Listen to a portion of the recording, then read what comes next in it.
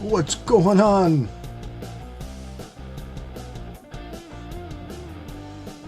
What's up, ladies, gentlemen? Friday night.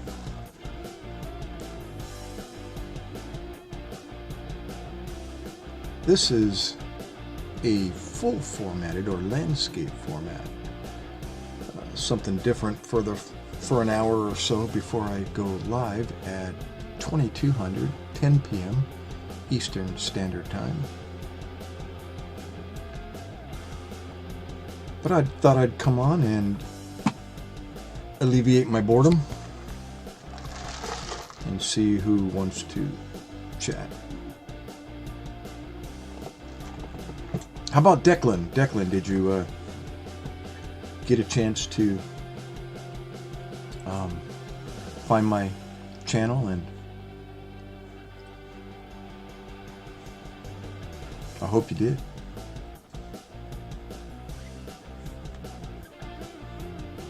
Who's that? I see a set of eyeballs. Come in, come in.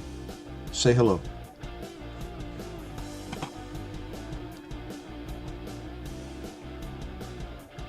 $8:30. What time is it? 8:44. 20:44. Friday night. Come on, spend Friday nights with me instead of where you normally spend your Friday nights, hurting yourself or others. I know I did.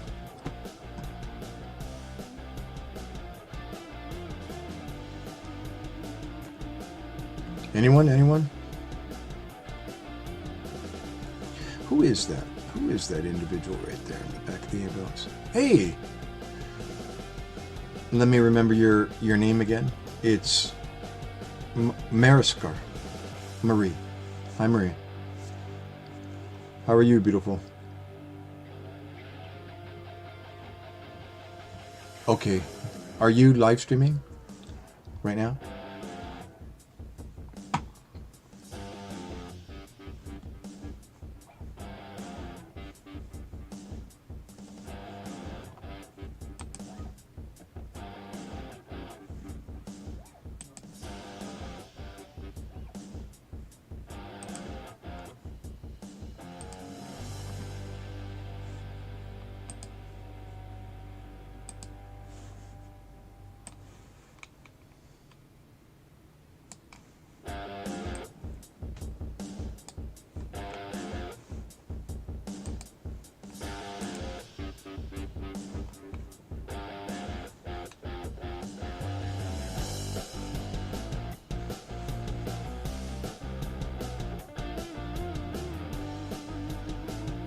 How is Davao? What's the weather doing? Is that typhoon still giving you wet weather, or is it gone now?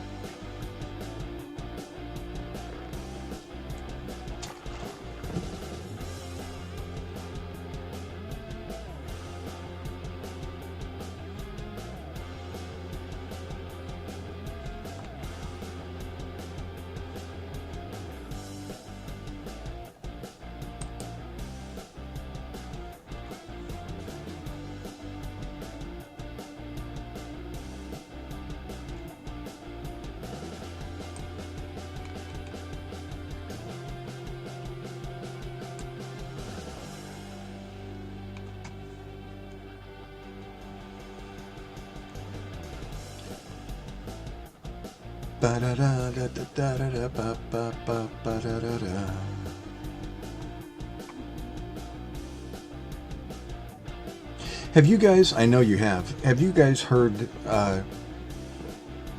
Kaloy, the Filipino incredible singer, sings both in a female and male voices? What's his last name? Kaloy.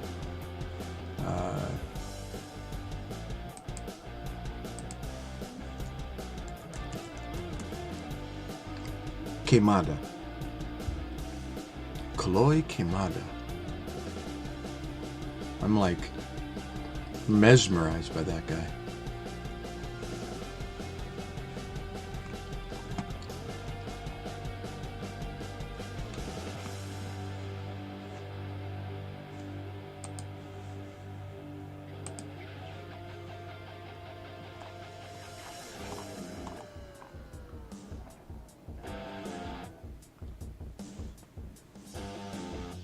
Well, I'll be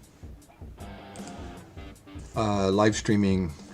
My regular live stream is 10 p.m. until 2 a.m. or 2200 till 0200. This is just a pre-live stream in the full landscape format. Come in, come in. I see another set of eyeballs. Come in. Come here, come here. Say something. Leave a comment. I'm going to be on a short time, maybe about an hour.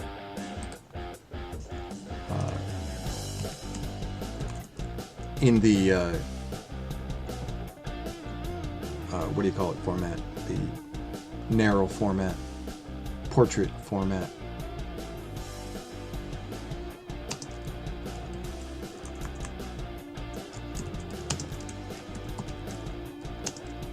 Come in, come in. I see two sets of eyeballs. Are you still there? Come in. Somebody I know? Say something. I'm typing a message here at the same time.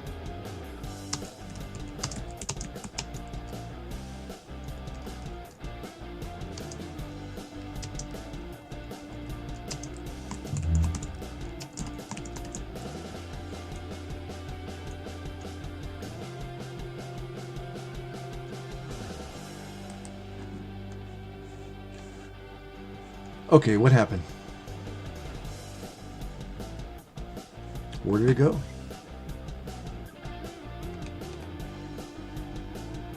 Pop out chat. There we go.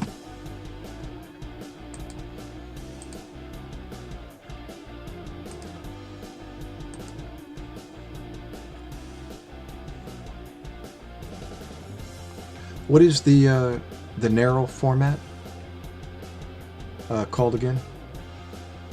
The short format? No. Why am I lost for the definition of the live stream in the narrow format? What is that called?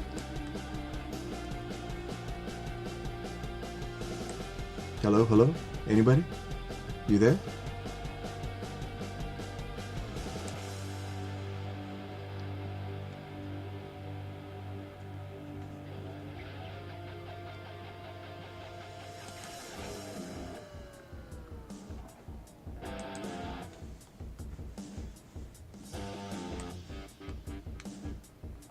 Come in, guys.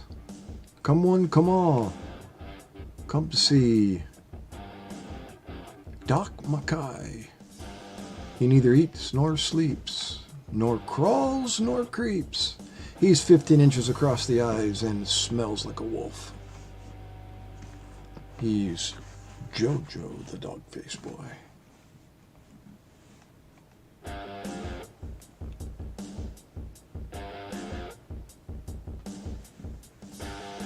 Anybody? Anybody? You there?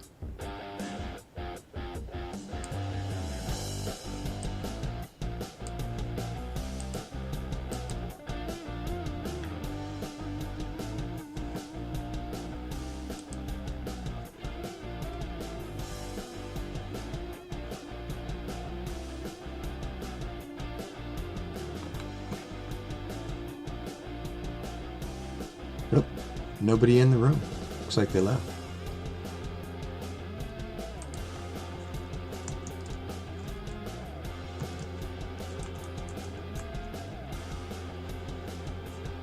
Come in, come in. I see you. I see a set of eyeballs. Who is it? I'm not going to be here long. Maybe for another 40 minutes. And then I'm going to go to the regular live stream with the narrow format. What in the world is the format called? Short format? Is that what it is?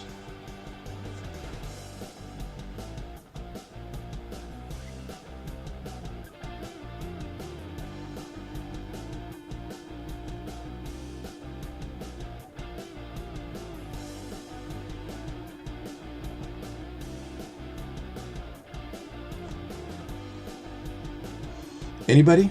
Come on in. Let's chat. Let's start a conversation. Let me tell a story. Let me tell a medical story. Maybe something you will say will spark a memory about a call that I ran in the past. But I need someone. Come in, come in. Don't swipe. Just stop. Come in, come in. Do it.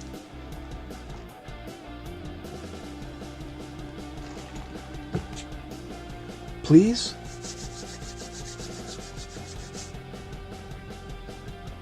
I'm looking for Declan. I just met a incredible young man at a Cadillac dealer who sold me my vehicle, and told him about my live stream tonight. I'm wondering if he's going to be able to locate me.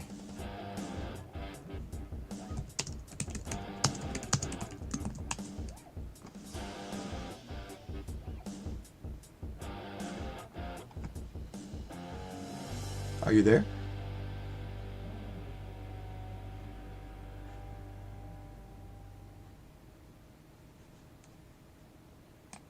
Anybody? Is anybody there?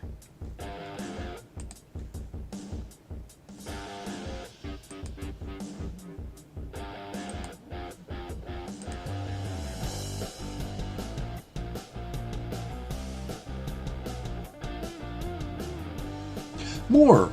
It's you. What's up, brilliant young man? How are you, sir? What do you look like? Describe yourself, Mr. Moore. It's like I want to zoom in on your profile, but it's like, nope, that ain't him.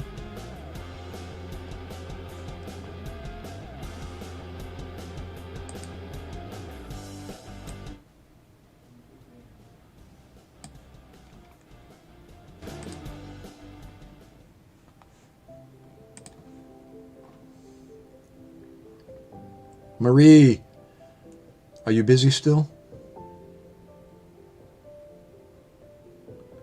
Typhoon in the Philippines still? Or 6'1", 190, got a beard? Cool.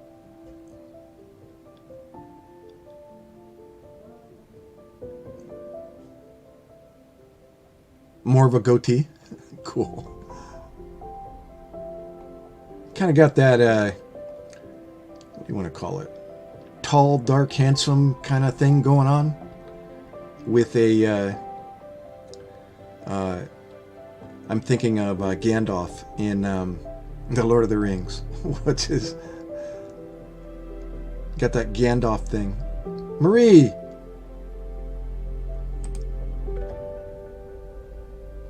You're in Davao, correct, Marikar?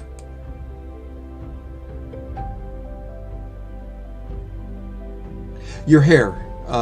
Do you have hair? More? Brown? Blonde? Dirty blonde? Redhead? What do you got going on?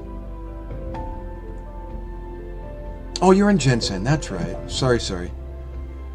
You told me before. I just forgot. But I knew it was, or I didn't know, but I figured it was in Mindanao, either Davao or elsewhere. Dirty blonde. Oh, so kind of what mine used to be?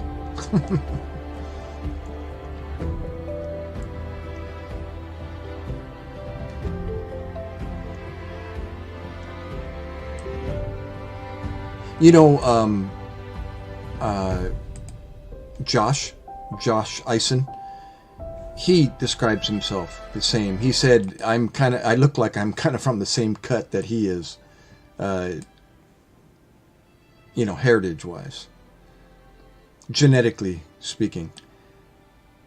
And I just met a kid at the Cadillac dealer who was my salesman, and he was like the epitome of almost Swedish, I guess, that GQ model, 6'4", 235, but he's just, I mean, you look at him, he looks like he's 190, 200, but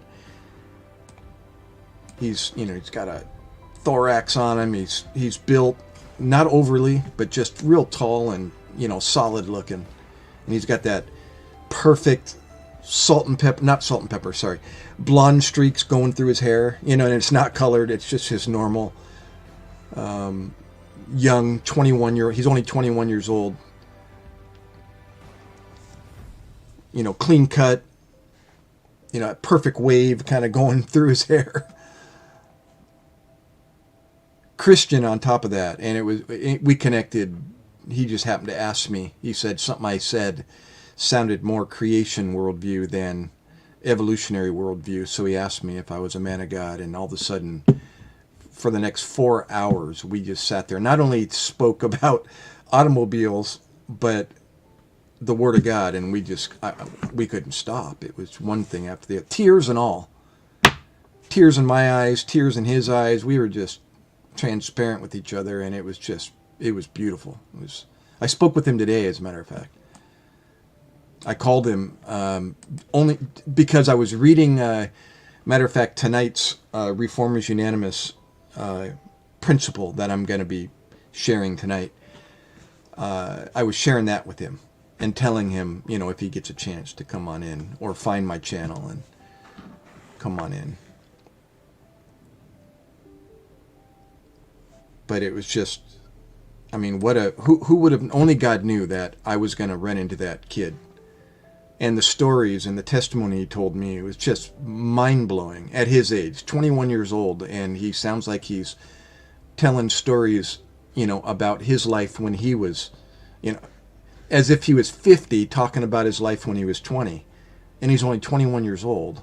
And I thought, holy moly, it's like you're talking about my life, and even then some. That was just like, gosh, dude, how old are you? And you've already been through that? And this is going on in your life, in your family? It's crazy. And now he's found the truth, and it's changing his life forever. It's so good, so good. So yeah, I was hoping somebody like yourself would come in and give me a chance to, as my elderly friend used to say, exercise my gift of gab.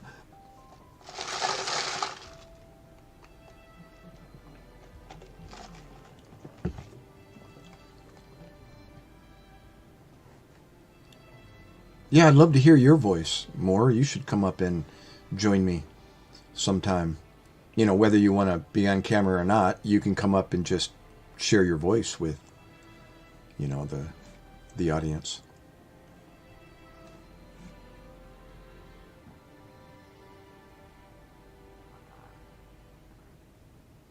Yeah, so I never had a chance. Tell me how you, like, your educational background came about. How did you get involved in law at an early age, and how did that go? Is it in the family, or what? Are you the first in the family, or?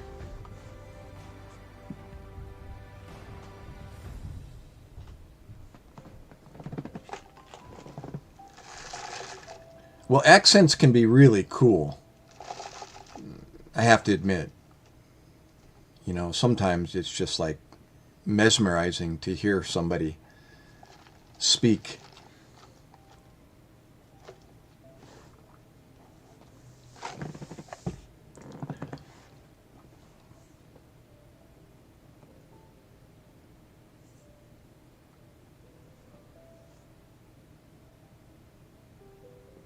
You can understand me just fine with my English. I've been told I don't have an accent. So I think that's a good thing when it comes to, non-English speaking people. They can listen to me easier than somebody that has a crazy Southern or whatever accent, which is prevalent here in the United States, depending on where you are. And even I, as an English speaker, have a hard time sometimes hearing my own, fellow Americans. It's like, what in the world are you saying? What word is that you just said? So, fairly normal life. Here we go, sorry. Family are all union laborers. I got a scholarship in wrestling, of all things. There you go. See, I didn't know that. Wow. Now, what is JD? I'm sorry, not familiar with those abbreviations. Maybe that's unique to Europe as opposed to the US. Or maybe I just don't know about that. What is JD?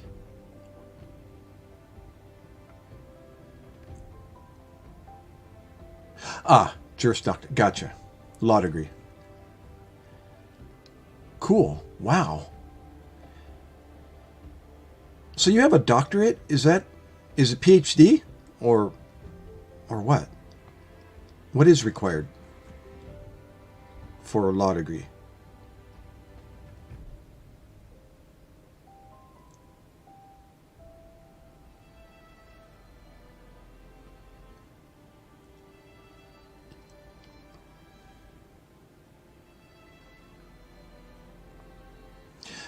Union laborers. I know I'm throwing a bunch of questions out there. What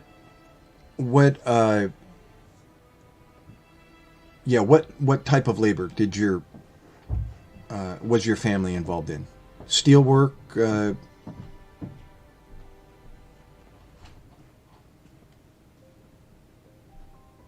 bachelor's in law, and then technically a doctorate in jurisprudence. Gotcha. Cool. Longshoreman. Oh, no way.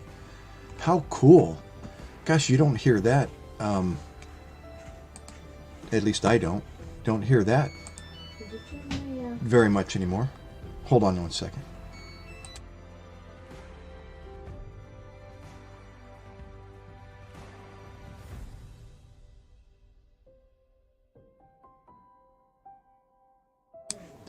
Sorry. And longshoreman, gosh, you have to educate me again. What exactly does that entail today? Work in a shipyard, building boats, longshoreman, out on a boat, doing fishermen, are they, or what is, or all of the above, or?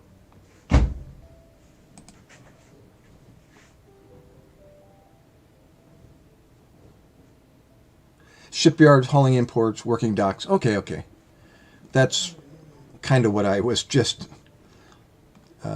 saying. Kind of all of the above that had to do with working on the shore.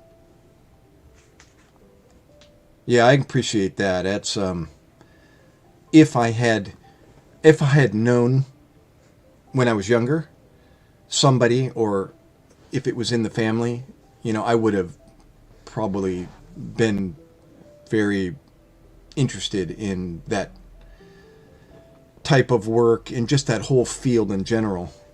The ocean was very intriguing to me when I got introduced to it through a friend of mine later in my adult life. And he was from Boston, Massachusetts, with it in his family, sailing and so on. And then he brought it to San Diego, California, where I met him when I was just a teenager. But not until we were adults did I discover that his dad and himself were brought up, on the shore on the East Coast here in the United States.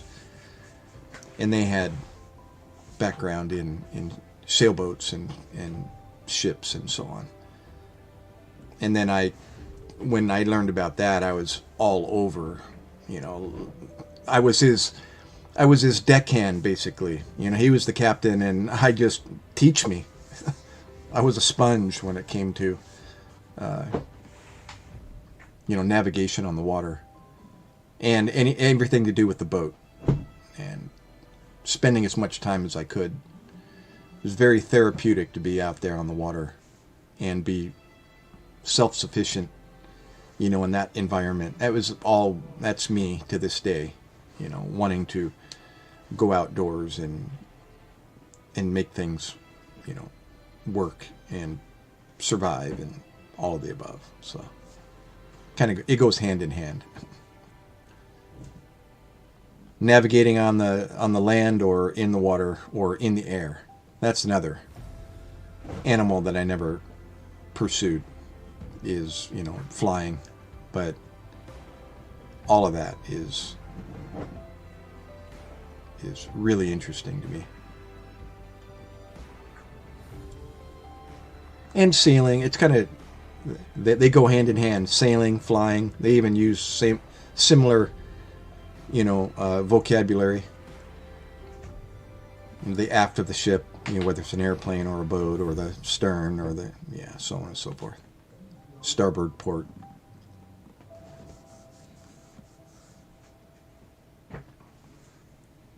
How about yourself? Did you learn some of that trade, I would imagine, growing up?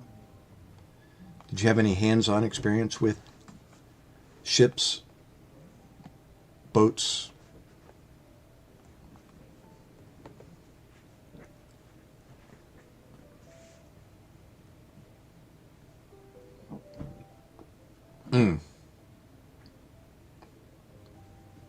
Were you the first in your family to pursue law?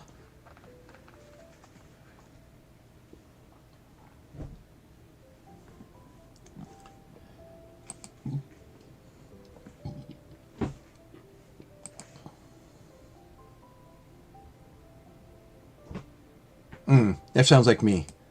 That was me. I just got a bit from my friend, and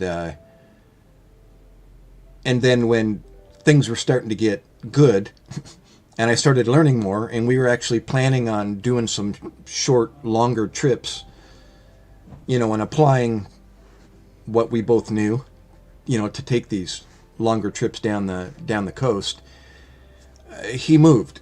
Life events happened, and then he relocated to Texas, and so I'm without a boat back in California, and his boat actually stayed in California. But then, a long story, things started happening in his family. People started dying tragically. Oh my gosh, don't get me started on that. Maybe I will, briefly, without going into detail.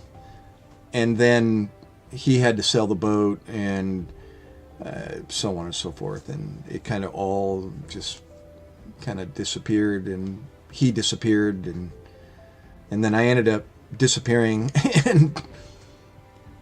and our chapters of life started happening and changing, and then he died back in 2000.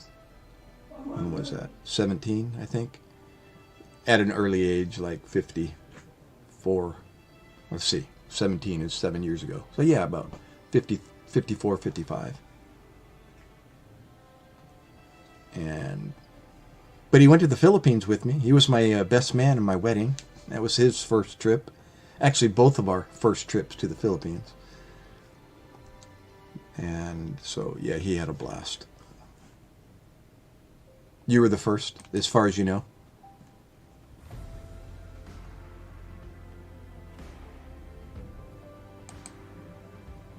Cool.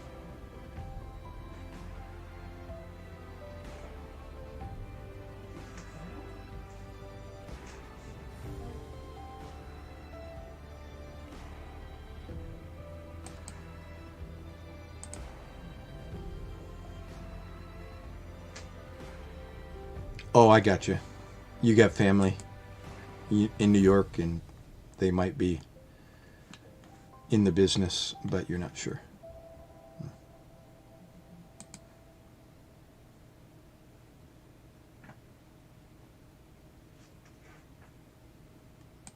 So you're still a single young man?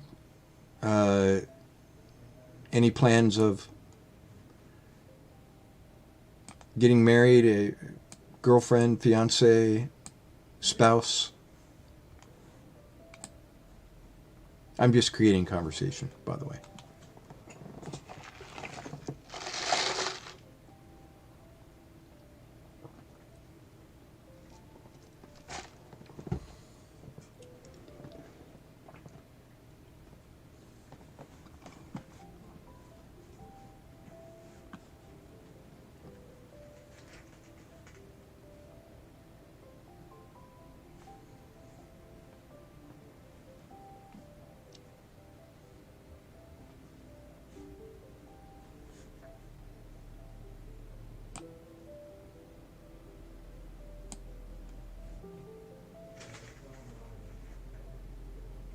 Uh-oh.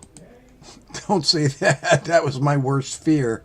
And on all honesty, that was like, I was always thinking about that. You know, what if?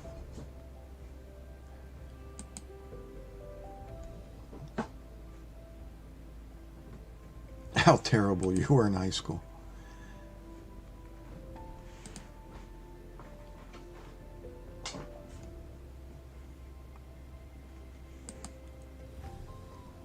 Well, I wasn't too far behind you.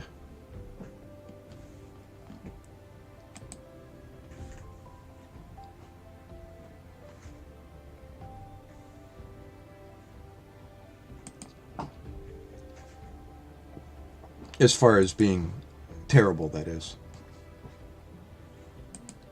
Although I wasn't that terrible. No, I was maybe just good at getting away with things. I don't know. That would be more honest. I'm not very proud of that, but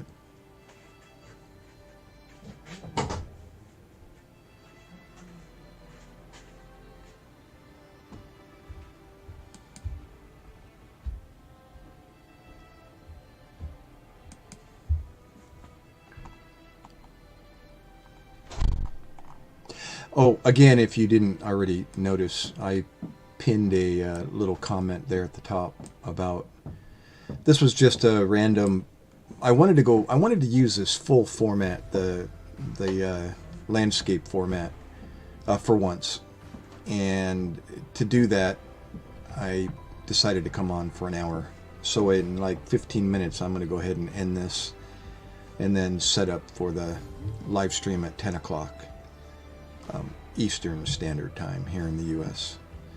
And we're going to do the Friday night Reform is Unanimous video like usual. And yeah, go from there. So I'll be on again. It'll be the short format screen. Is that what that's called? I'm struggling here just earlier. What is this format called again? You know, the TikTok format, what do they call that? I know it's portrait and landscape, but that's not the word I'm looking for. It's not portrait format. It's what have I been calling it all this time? And I can't think of what is the heck? Why am I? Yeah, is that? Well, that's what I was calling it, and it just didn't sound right. It's like short format. What? Wait, what am I calling it usually? Anyways, don't dwell on it. I'm just like bugging me. Like, what the heck did I call it? When I would tell people, you know, I'm always saying that this format, the long form, or the vertical live. Oh my gosh, I just thought of it. Gosh, I'm telling you, if you rewind back to the beginning of my live stream, I'm like totally stumped on what I call it. Vertical live. Yeah, I'm always saying, and people say now that vertical live is the viral format now, since TikTok and the other platforms have been using that. And people are doing this now more than they are sitting down and watching this format. You know, they're swiping through watching the shorts. So yeah, vertical live. That's what I was trying to when I was titling this live stream. What did I call it? What's it called? Doc Mackay Friday Night Pre-Livestream landscape format. And I was trying to think what's the other format that I normally use? Vertical live. Yeah. Okay, I got it.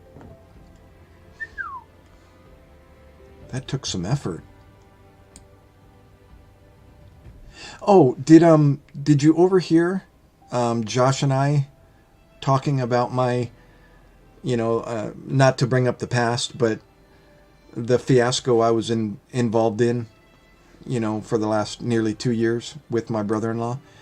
What the final charge turned out to be, I forget the code, but when I went to pay the fine, the $200 fine, and the $33 administrative fee at the register down at the courthouse, municipal court, and the lady's she's opening up her book and she's looking at she's comparing what the charge is and the code, and I was asking her about expungement, getting it expunged off my record over a period of time or after a period of time, and I won't go into that, but in the process of looking up or answering my question, she says, "Do you realize this is a noise ordinance?"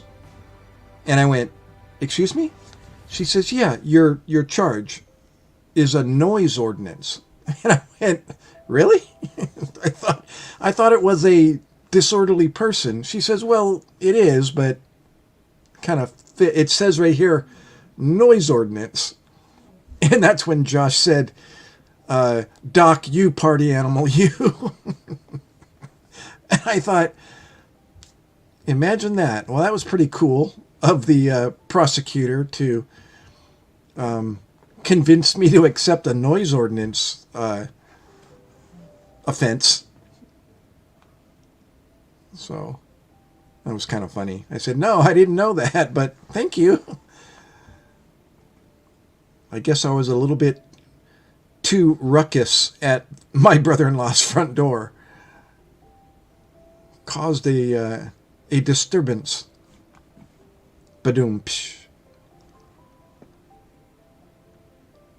Guess I won't be too loud next time. Will I?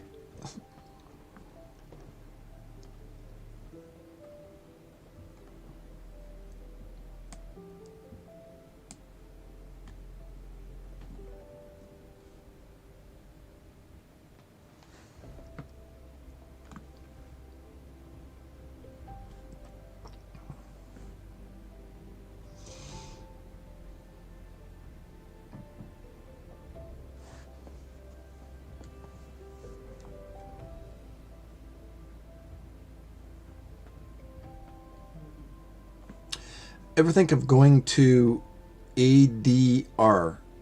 Educate me. Don't know that. Uh-oh, is that I have a feeling, adult something? What is ADR?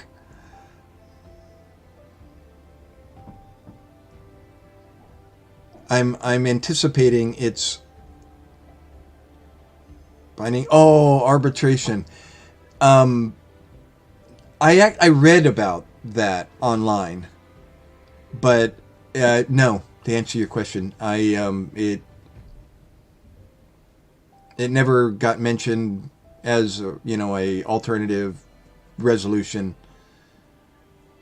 But I remember seeing that on the website, and I didn't.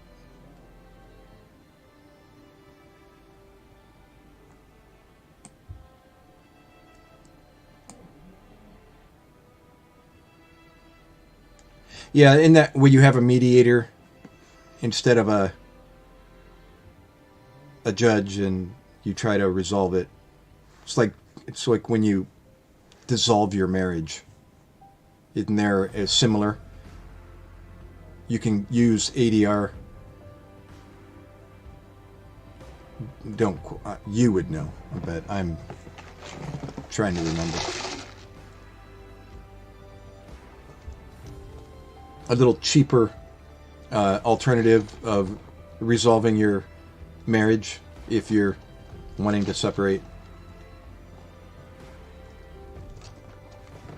Oh my gosh, I just inhaled that last drink.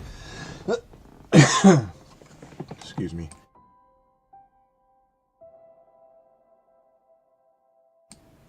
That's what I get for talking and drinking at the same time.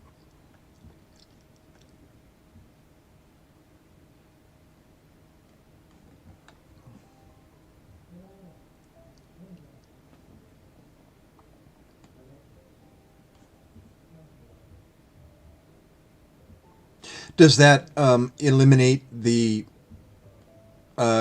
charge going on your record?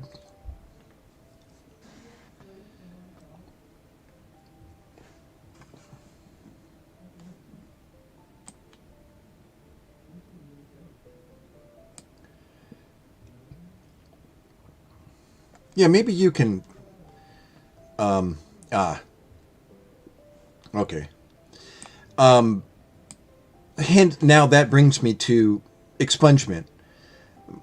My understanding of expungement, because I've dealt with this in the past, after 3 years, I'm just going to use that because that's what I remember. After 3 years, for example, you can apply to have that charge expunged off your record. And this was told to me this time as well, but not the 3 years. It was just that that was available if I chose to. And so when I went to pay my fine, I asked about that. You know, would you be able to give me any more information on, you know, expunging this charge in the future? And she's like, but you pled guilty. And I went, yes. And I went, so I was trying to understand where she was going down this. And I thought, wait a minute. Why would I want to be asking to expunge something off my record if I pled not guilty? And I was found not guilty. And then she actually clarified. She says, well, that can show up still on your record, and some people choose, they don't want even anything, you know, popping up. So they asked to get that expunged. And I thought, well, I'm not worried about not guilty, please. It's like, I'm not guilty. Why would I, you know, it's like, how could anybody use that against you in the future? It's ignorance, I guess, maybe, but I would rather, you know, if it's available, get a lesser charge like this, a noise ordinance offense, you know, taken off my record if I could. And she eventually said, it was one of those, I wasn't speaking her language that I should say, I wasn't speaking about something that she could take care of at the municipal level. And I don't know that. I'm just a layperson, you know, asking, this is what I'm wondering about. Can you give me any information regarding that? And she was basically like taking her hands off and saying, no, you can't have this done. And I went, because you pled guilty. And I thought, wait a minute, you're not making any sense. And she's starting to get kind of upset. And I'm like, please, you know, I don't know anything. I'm trying to ask you, can you give me some more information? You know, it's a yes or no question. If you don't know, just tell me and I'll pursue it elsewhere. Well, she finally said that, I think she said, I believe you can do this, but not at the municipal court level. You need to go to the superior court and pursue that. And I'm like, thank you. You know, that's all I wanted to know. You know, thank you. sorry to, and I left. But I really didn't get, it's like, in other words, she couldn't do it at that level. And I said, well, that's all I wanted to know. And I don't know if that made any sense to you, but, the prosecutor, when he offered that plea, deal, he told me that was an option.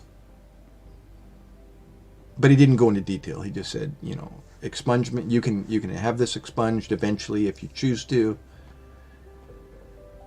Which is, interesting to me. I mean, something I would, it's like, I don't want anything. I just want to go back to the way it was before I was too loud.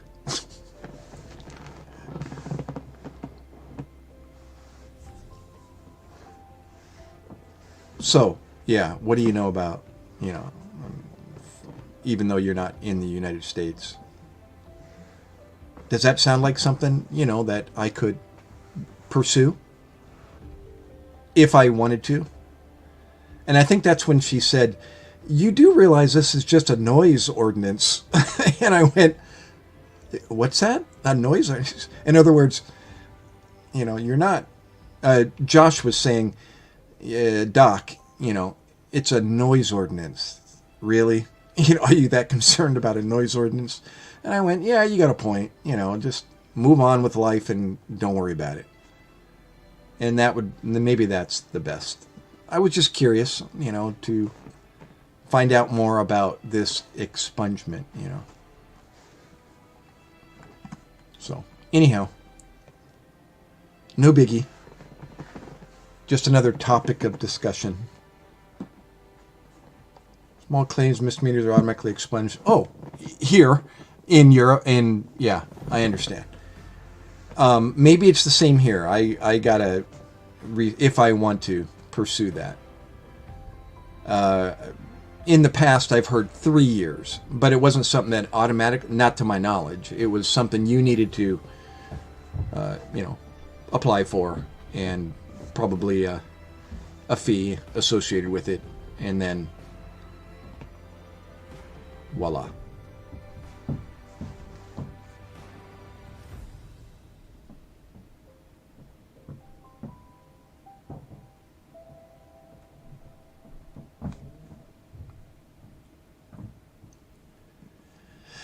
Did you hear, were you here more when I was, when I told Josh about the whole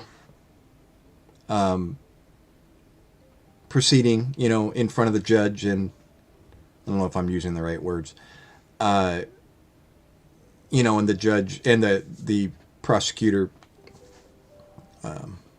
asked for that lesser charge, and judge accepted it. And then I was there to plead guilty and say yes, yes, yes, yes, yes to all the formalities. And then him, sentencing the fine or... Yeah, well, if you didn't hear, the very end of it, when he said, I described how I dressed. I was dressed more formal than any of the attorneys in the building, which is, I've done that before back in the 80s when I was involved in a motor vehicle accident and where I was the victim, and I showed up in court. Actually, I never told you about this one. It was pretty interesting. 4.5 year drunk driving where an injury occurred, and I was the victim and ended up in a lawsuit for 4.5 years. But every time I appeared in court, I was in my Sunday best, and sometimes the judge would be looking, back and forth at the attorney and me and trying to figure out, who's the attorney. But the judge this time, before I left the courtroom, said, thank you very much, Mr. Mackay, for dressing appropriately for the courtroom. And I was anticipating this. It was one of the things I prayed about, and I prayed, in whatever way, give me the opportunity. Like I'm stuttering. I thought about Moses, before God asked him to go, into the wilderness with the millions of people, for the next however many years, 40 years. And, what am I going to do? What am I going to say? And he said, don't worry about it. I'll put the words in your mouth. I'll take care of you. And that's what I did before I went to the courtroom. In whatever way, God, you're going to get the glory through this. And at the very end, he said, thank you very much for dressing appropriately for the courtroom. And I said, it clicked. Here it is. I said, this courtroom's got God written all over it. I didn't go into detail, whether he knows it or not. And I said, therefore, he gets the glory.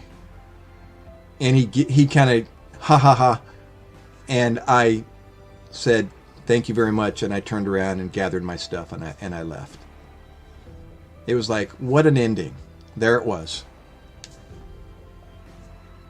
It was cool. That's why I dressed up that way. When do people dress up in their best? As opposed to dressing up in their best for his glory. You think that's who deserves the best, your best. Over everything. Going out to dinner, so on and so forth.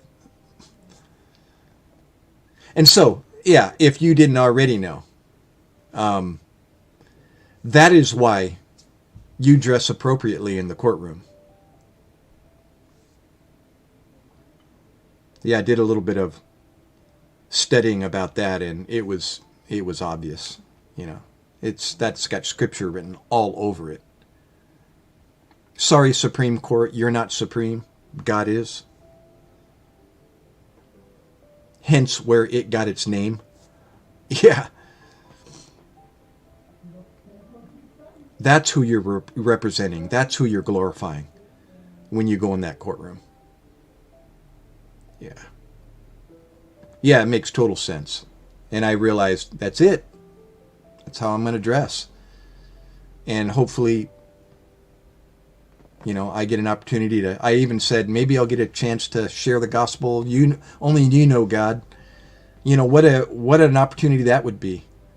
To share the gospel to the judge or to the prosecutors or anybody else in the courtroom, which there wasn't anybody else, but. And it ended that way. And what an appropriate ending that was. That was cool.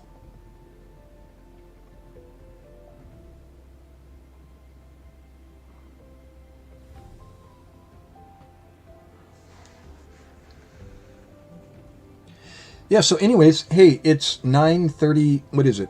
9:36. I'm going to end this, and then I'm going to reformat the vertical live, I remembered, and get the Reformers Unanimous video ready. I'm downstairs on the desktop, so I'm going to be able to do this without a hitch, without the Xbox difficulties. All right, more. Yeah, hopefully I'll see you in the next one, and maybe Josh will be there, and a few other people, or a lot more people. Thank you, Girl in the Mirror. Thank you, Maricar MCC channel. See you in like 20 minutes. Later, guys. As you were.